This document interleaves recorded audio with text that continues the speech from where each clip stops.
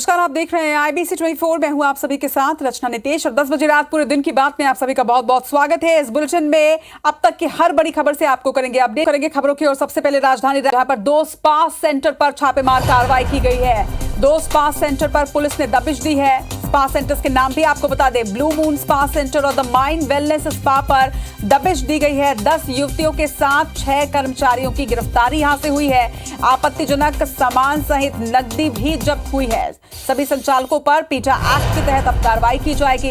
Civil line थाना क्षेत्र के शंकर नगर में ये स्पा सेंटर संचालित किए जा रहे हैं, जहां पर बड़ी संख्या में युवतियों के साथ संचालकों की गिरफ्तारी हुई है। ब्लू मून और द माइंड वेलनेस स्पा, ये 2 नाम 2 स्पा सेंटर जहां से 10 युवतियों के साथ ही 6 कर्मचारियों की गिरफ्तारी हुई है। और ये कोई पहला मामला नहीं है राजधानी रायपुर का। राजधानी रायपुर में इसके पहले भी कई बार स्पा सेंटर्स पर दबिश दी गई और इसी तरह से कार्रवाई हुई है, रेड पड़ी है। सभी संचालकों पर पीटा एक्ट के तहत अब कार्रवाई की जा रही है। तो सिविल लाइन थाना क्षेत्र के शंकर नगर का ये मामला है, जहां पर 2 स्पा सेंटर्स पर रेड पड़ी है और कई लोगों की गिरफ्तारी की गई। वरिष्ठ पुलिस अधीक्षक के निर्देशन पर आज कार्रवाई की गई है, जिसमें से ब्लू मून स्पा और द माइंड वेलनेस स्पा पर आज रेड कार्रवाई की गई है। और कुछ संदिग्ध अवस्था में लोगों को पकड़ा गया है और कुछ संदिग्ध वस्तुएं उसे प्राप्त हुई है। आगे कार्रवाई जारी है। रायपुर पुलिस ने एक बड़ी कार्रवाई करते हुए शंकर नगर इलाके में 2 स्पा सेंटरों में दबिश दिए है। वहां पे इस बात की शिकायत मिल रही थी कि दोनों जो स्पा सेंटर हैं, द माइंड जो वेलनेस के नाम से है और एक ब्लू मून के नाम से शंकर नगर इलाके में संचालित हो रहे थे। और इस बात की लगातार पुलिस को शिकायत मिल रही थी कि वहाँ पे कुछ अनैतिक कार्य हो रहे हैं। और जब पुलिस ने इसकी तस्दीक की, उसके बाद एक विशेष टीम यहाँ पे बनाई गई, जिसमें IUCAW जो विंग है, महिला विंग है, उसकी टीम के सदस्य थे, साइबर सेल के लोग थे और सिविल लाइन थाना की जो महिला स्टाफ थी वो वहाँ पे मौके पर पहुंची। और जब एक साथ दबिश दी गई तो वहाँ पे बड़ी संख्या में ग्राहक मिले हैं और वो बड़ी संख्या में वहाँ जो काम करने वाली जो युवतियाँ हैं, उनमें अगर बात करें तो कुल 14 से 15 युवतियां इसमें हिरासत में ली गई हैं और सभी छत्तीसगढ़ और पश्चिम बंगाल की रहने वाली है। अभी फिलहाल सिविल लाइन थाना में जो है उनकी कार्रवाई यहाँ पे की जा रही है, उनसे पूछताछ की जा रही है और पुलिस इस पूरे मामले का जल्द खुलासा यहाँ पे कर सकती है। कैमरामैन रमा शंकर के साथ तहसीन जैदी, IBC 24 रायपुर। तो हमारे सहयोगी तहसीन जैदी ने एक डिटेल रिपोर्ट भी यहां पर पहुंचकर की, जो आपको हमने अभी दिखाई। हमारे साथ इस वक्त वो जुड़ भी गए हैं। तहसीन, पहले भी इस तरह के मामले सामने आए हैं और एक बार फिर से 2 स्पा सेंटर्स पर ये कार्रवाई की गई है। पूरी डिटेल जानकारी दीजिएगा कि वहां पर आपने पुलिस से और क्या बातचीत की और किस तरह का एक्शन लिया जाएगा। देखिए, शंकर नगर इलाके में ब्लू मून और द माइंड वेलनेस स्पा है, यहाँ से शिकायत मिल रही थी कि कुछ अनैतिक कार्य किया जा रहा है, गतिविधियां हो रही हैं स्पा सेंटर की आड़ में। उसके बाद पुलिस की विशेष टीम एक तैयार हुई, उसके बाद ये दबिश दी गई दोनों के साथ में। तो वहाँ बड़ी संख्या में जो है ग्राहक मिले हैं आपत्तिजनक स्थिति में, संदिग्ध स्थिति में। उसके बाद उनको सबको थाने लाया गया है। इसमें अगर बात करें तो माननीय सर्वोच्च न्यायालय के निर्देशानुसार उसमें जो युवतियां जो आती हैं, जो उसमें इस तरीके की हिरासत में लिए जाती हैं, उन पर कोई कार्रवाई नहीं की जाती है और उनको पीड़िता मानते हुए उनको उनसे पूछताछ करके पूरा डिटेल लेके उनको छोड़ दिया जाता है। लेकिन यहाँ पे जिस तरीके से उसमें कहा गया है कि अगर जबरदस्ती कार्य कराया जाता है तो संचालकों पर इस पे कड़ी कार्रवाई यहाँ पे करने के निर्देश दिए गए। उसी के तहत पुलिस यहाँ पे कार्रवाई कर रही है। और अभी जो है इसमें अगर बात करें तो 14 से 15 की संख्या में जो युवतियां हैं, जो ज्यादातर पश्चिम बंगाल की और छत्तीसगढ़ की हैं, और इसके साथ इनके जो संचालक हैं वो लोग भी यहाँ पे अभी हिरासत में लिए गए और कुछ संचालक इसमें फरार बताए जा रहे हैं। पुलिस उनकी पतासाजी में जुटी हुई है और यहाँ पे अभी जो युवतियों से पूछताछ की जा रही है और पुलिस अभी जो संचालक हैं उनके खिलाफ पीटा की कार्रवाई करने की बात यहाँ पे कर रहे हैं जो पुलिस के अधिकारी हैं। अभी पुलिस जो है इसमें ज्यादा बोलने को तैयार नहीं है, क्योंकि अभी उसमें पूछताछ की जा रही है। लेकिन वहाँ पे बताया जा रहा है कि बड़ी संख्या में आपत्तिजनक सामान वहाँ पे मिला है, बड़ी संख्या में मोबाइल मिले हैं और वहाँ जो है रजिस्टर मिले हैं। और यहाँ पे बताया जा रहा है कि मोबाइलों से ग्राहकों को फंसाया जाता था, मोबाइल में दी जाती थी, उनके फोटोज युवतियों की दी जाती थी। तो इससे कहीं ना कहीं इस बात के संकेत मिल रहे हैं कि यहाँ पे देह व्यापार यहाँ पे संचालित किया जा रहा था। तो अभी पुलिस जो है इस पूरी तफ्तीश में जुटी हुई है और जल्द खुलासे की यहाँ पे बात कर रही है। लेकिन एक बड़ी कार्रवाई यहाँ पे राजधानी रायपुर में पुलिस ने की है कि 2 स्पा सेंटर जो शंकर नगर इलाके में हैं, ब्लू मून और दी माइंड वेलनेस स्पा, इन पे दबिश दी गई और इनसे पूछताछ की जा रही है और आने वाले समय में कई बड़े खुलासे इसमें हो सकते हैं। जी बिल्कुल तहसीन, खबर पर नजर बनाकर रखिएगा। लेकिन इस खबर के साथ ही ये सवाल जरूर उठता है कि तेजी से बढ़ते रायपुर में अगर लगातार स्पा सेंटर से इस तरह की खबरें आ रही हैं, इस तरह के मामले सामने आ रहे हैं, तो क्यों शिकायत मिलने के बाद एक्शन लिया जाता है? क्यों नहीं कोई ऐसे स्टेप उठाए जाए कि इस तरह की शिकायतें सामने ही ना आ पाए और इस तरह से देह व्यापार बढ़े ही ना शहर में?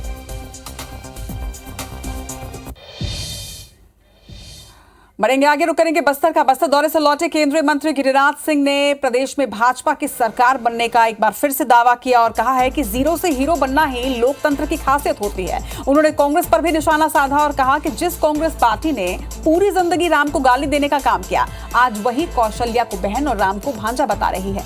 एक मामा भांजा कंस और श्री कृष्ण भी थे, ये भी उन्होंने कहा। वहीं गिरिराज सिंह ने प्रदेश की कांग्रेस सरकार को ढपोरशंखी करार दिया और उग्रवादियों से साठगांठ के कई गंभीर आरोप लगाए हैं। जीरो से हीरो बीजेपी होगा और बीजेपी की ही सरकार बनेगी।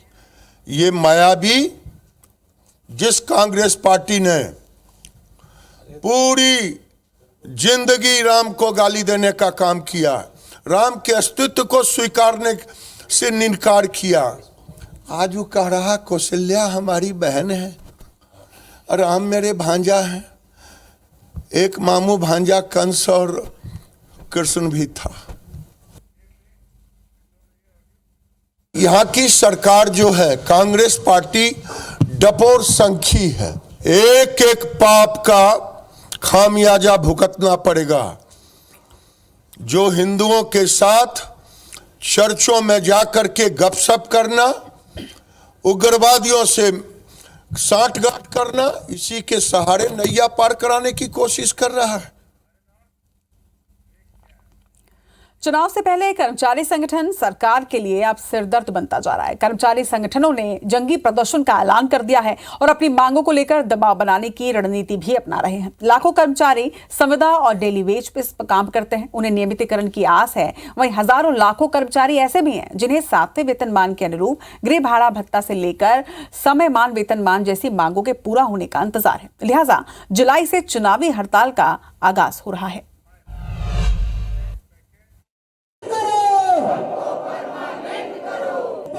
छत्तीसगढ़ में कर्मचारियों की पूरी आस विधानसभा के मॉनसून सत्र में पेश होने वाले अनुपूरक बजट पर टिकी है। लिहाजा अलग अलग धड़ों ने जुलाई से अनिश्चितकालीन हड़ताल का ऐलान कर दिया है। संविदा कर्मचारियों का बड़ा धड़ा छत्तीसगढ़ सर्व विभागीय संविदा कर्मचारी महासंघ है।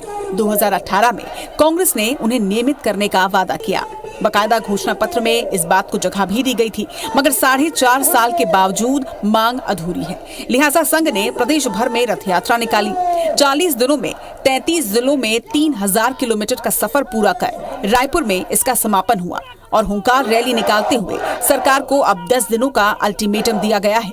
छत्तीसगढ़ संयुक्त अनियमित कर्मचारी महासंघ ने मॉनसून सत्र के दौरान हर दिन विधानसभा घेराव का ऐलान भी कर दिया है। 18 जुलाई से 21 जुलाई तक प्रदेश भर से हजारों संविदा कर्मचारी रायपुर में जुटेंगे और हर दिन विधानसभा का घेराव करने निकलेंगे। संविदा कर्मचारियों के संबंध में आप अब जागरूक हो जाएं और तत्काल अनुपूरक बजट में हमारी मांगों को शामिल करें। हम अब उनके उस वादे को याद दिलाने के लिए इस लोकतांत्रिक व्यवस्था के तहत हम जो आंदोलन प्रदर्शन कर रहे हैं, हमें उम्मीद है कि वो हमारी बात सुनेंगे। इधर छत्तीसगढ़ कर्मचारी अधिकारी फेडरेशन, छत्तीसगढ़ कर्मचारी अधिकारी महासंघ और छत्तीसगढ़ मंत्रालयीन कर्मचारी संघ ने भी मिलकर 5 सूत्रीय मांग को लेकर 7 जुलाई को एक दिन की हड़ताल का ऐलान किया है। एचआरए, समयमान, वेतनमान और केंद्रीय कर्मचारियों समान महंगाई भत्ते की मांग को लेकर ब्लॉक से लेकर प्रदेश स्तर पर प्रदर्शन की तैयारी है। हालांकि सत्तारूढ़ पार्टी के नेता का कहना है कि सरकार ने अपने वादों को निभाया है और कर्मचारियों की मांग भी पूरी होगी। 7 जुलाई को प्रदेश के समस्त कर्मचारी अधिकारी एक दिन का सामूहिक अवकाश लेकर प्रदेश के समस्त जिला, ब्लॉक, तहसील मुख्यालयों में धरना प्रदर्शन एवं रैली करेंगे और उसके बावजूद यदि सरकार हमारी मांग नहीं मानती है तो 1 अगस्त से अनिश्चितकालीन हड़ताल पर चले जाएंगे। हमने अपने घोषणा पत्र में जो वादा किया था उसमें 95% से अधिक वादों को हमने पूरा किया है। निश्चित तौर पे कुछ एक वादों पे काम करना है। भरोसा रखें, मुख्यमंत्री जी संवेदनशील हैं, सबकी समस्या का समाधान होगा। इन कर्मचारी महासंघ के अलावा भी कई ऐसे संगठन हैं जो चुनावी आंदोलन और धरना प्रदर्शन की राह पर हैं। जाहिर है आने वाले 4 से 5 महीनों तक प्रदेश में कर्मचारी आंदोलन की गूंज रहने वाली है। राजेश राज के संग ब्यूरो रिपोर्ट IBC 24 रायपुर। इस चुनावी साल में आदिवासी वोटर्स को साथ रही सियासत रानी दुर्गावती के बलिदान दिवस पर भी खासी गर्म रही। कमलनाथ ने जहां पर मंडला में रानी दुर्गावती की प्रतिमा पर माल्यार्पण किया और प्रदेश सरकार को आदिवासी विरोधी बताया, तो वहीं जबलपुर में रानी दुर्गावती के समाधि स्थल पर पहुंची गौरव यात्रा में वन मंत्री विजय शाह के कांग्रेस पर आरोपों की झड़ी लगाते हुए आजादी का नया इतिहास लिखने की मांग करती है। सॉफ्ट हिंदुत्व के बाद जनजातीय नायकों के मुद्दे पर भी कांग्रेस बीजेपी से 2 कदम आगे बढ़ना चाहती है। ये प्रतिस्पर्धा रानी दुर्गावती के बलिदान दिवस पर भी साफ दिखी, जिसमें कांग्रेस और बीजेपी दोनों में खुद को आदिवासियों का हितैषी बताने की होड़ लग गई। एक तरफ कमलनाथ गोंडवाना का मुख्यालय रहे मंडला पहुंचे और रानी दुर्गावती की प्रतिमा पर माल्यार्पण किया। उन्होंने इस दौरान बीजेपी सरकार को आदिवासियों का दुश्मन बताया। बीजेपी आदिवासियों को गुमराह करना चाहती है। बीजेपी ने हमेशा उनकी सोच में हमेशा आदिवासी का शोषण था।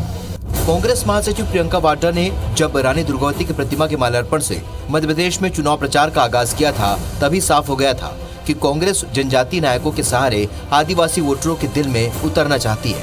लेकिन कांग्रेस के एजेंडे को भांपकर बीजेपी ने पहले ही गौरव यात्रा शुरू कर दी।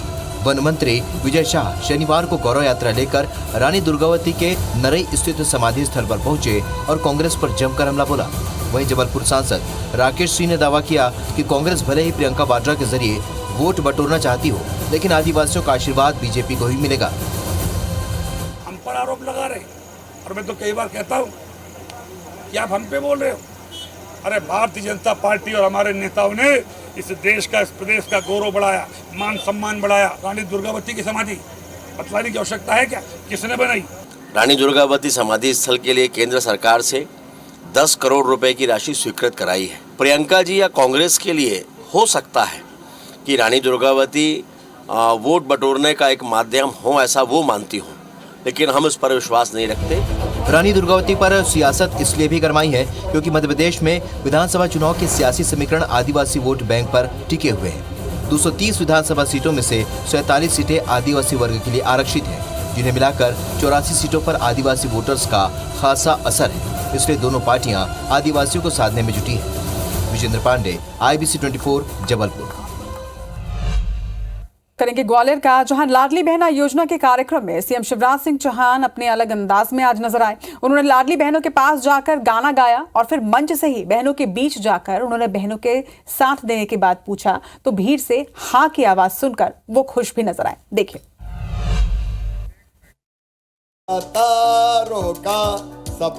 सीएम शिवराज का ये अंदाज नया नहीं है। इससे पहले भी अपने अलग अंदाज से लोगों को प्रभावित करते रहे हैं। ग्वालियर में भी उन्होंने लाडली बहनों के बीच ऐसा ही किया।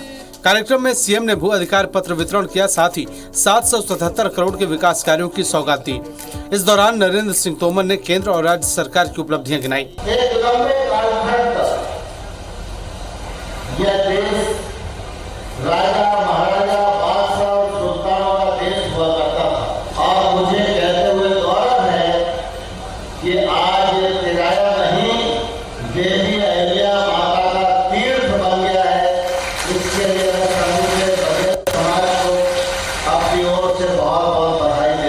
सीएम शिवराज ने बघेल और धनगर समाज के कल्याण के लिए एक बोर्ड बनाने की बात कही।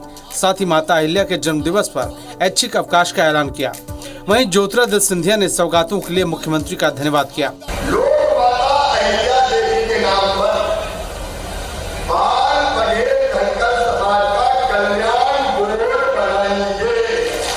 जिसने अपनी महिलाओं की और बहन और बच्चियों की जिंदगी बदली है, तो उस बेटा और भाई का नाम शिवराज सिंह चौहान जी का है। ग्वालियर में मुख्यमंत्री करीब 7 घंटे रहे। इस दौरान उन्होंने रथ यात्रा समेत कई कार्यक्रमों में शिरकत की। धार्मिक कार्यक्रम में शामिल होने के लिए शासन से अनुमति नहीं मिलने पर डिप्टी कलेक्टर पद से इस्तीफा देने के बाद सुर्खियों में आई निशा बांगरे विवादों में घिर गई हैं। निशा जिस धार्मिक कार्यक्रम के जरिए आमला विधानसभा में अपनी छवि बनाने में लगी हुई थी, उस आयोजन में शामिल होने वाले विदेशी मेहमानों को लेकर बड़ा खुलासा किया गया है। आयोजन समिति और निशा बांगरे ने जिन विदेशियों को इस आयोजन में बुलाया, बताया जा रहा है कि उसके लिए MHA और MEA से किसी भी तरह की अनुमति नहीं ली गई है। ये भी बात सामने आई है कि श्रीलंका के न्याय मंत्री और थाईलैंड के नेताओं सहित 11 देशों के शांति दूतों को इस आयोजन में बनने वाले खिचड़ा के लिए पवित्र जल लेकर आने की बकायदा निमंत्रण दिए गए थे। इन सभी की तस्वीरें भी अब पोस्टर में छपाई गई थी। वहीं बड़ी बात यह भी है कि विदेशी नागरिकों के टूरिस्ट वीजा की अनुमति सरकार से मिलती है। वहीं अब इतनी सारी खामियों के बीच कार्यक्रम के आयोजन का प्रचार प्रसार करने वाली राज्य सरकार की यह महिला अधिकारी प्रोटोकॉल उल्लंघन पर बुरी तरह से फंसी नजर आ रही है। यह भी कहा जा रहा है कि विदेशी ताकतों के साथ अपने राजनीतिक एजेंडे को छिपाने के लिए निशा बांगरे संदेह के दायरे में है। कार्यक्रम ना होने की स्थिति में डिप्टी कलेक्टर निशा बांगरे को अपनी छवि अब बिगड़ती दिखी, जिसे लेकर उन्होंने अपना अंतिम दाव खेला और धार्मिक भावनाएं आहत होने जैसी वजह बताकर पद से इस्तीफा दे दिया। लेकिन IBC 24 के कुछ सवाल हैं जो इस मामले के बाद खड़े होते हैं कि निशा बांगरे ने आखिर किस हैसियत से इस डेलीगेशन को बुलाया, कार्यक्रम के पोस्टर उन्होंने किस हैसियत से छपवाए हैं, ये एक बड़ा सवाल।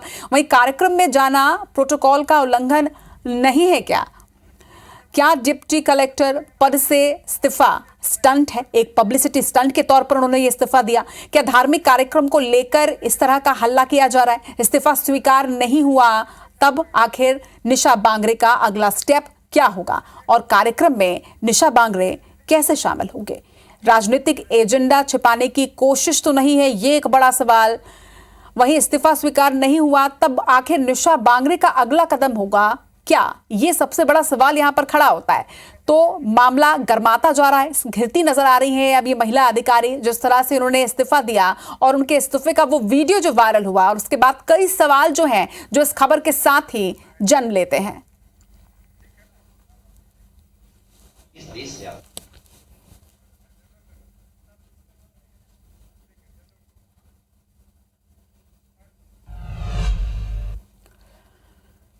चलिए, सवाल उठे हैं तो जवाब भी जरूर ढूंढेंगे, लेकिन इस वक्त बढ़ रहे हैं आगे। छत्तीसगढ़ समाज कल्याण बोर्ड की पूर्व अध्यक्ष विनोदिनी मिश्रा की किताब सुनहरा कमल का विमोचन गरियाबंद में गरिमामय एक समारोह में हुआ। सुप्रसिद्ध आध्यात्मिक गुरु आचार्य प्रमोद कृष्णम और राज्यसभा सांसद विवेक तनखा ने बाल कथा संग्रह का विमोचन किया। इस मौके पर वरिष्ठ विधायक सत्यनारायण शर्मा भी मौजूद रहे। प्रमोद कृष्णम और सांसद विवेक तनखा ने विनोदिनी मिश्रा की लेखनी की तारीफ की और कहा कि बाल सुलभ कहानियों की ये बेहतर प्रदर्शन है और इससे बच्चों में संस्कार भरने के लिए बहुउपयोगी भी उन्होंने बताया। अतिथियों का ये भी कहना था कि गरियाबंद का मिश्रा परिवार सदैव ही समाज के लिए कुछ करने के लिए आगे रहा है और ये किताब भी इसी की एक कड़ी है। उन्होंने कहा कि इसलिए सभी इतने दूर हुए इस किताब के विमोचन समारोह में शामिल हुए। गीता प्रेस थोड़ा शांति का विरोध करना, मुझे लगता है कि ये करोड़ों आस्थावान लोगों की आस्था को ठेस पहुंचाने जैसा था, पर कांग्रेस पार्टी ने उसका समर्थन नहीं किया है और हम गीता प्रेस का सम्मान करते हैं। एक तो इस अद्भुत कार्यक्रम में आके मुझे बहुत ही खुशी हुई, प्रेरणा भी मिली। मिसेस मिश्र जी का जो एक्सपीरियंस है, जो उनकी एक कमिटमेंट है बच्चों के लिए, सोशल वेलफेयर बोर्ड में बहुत साल उन्होंने काम किया, ये उनकी दूसरी या तीसरी पुस्तक है।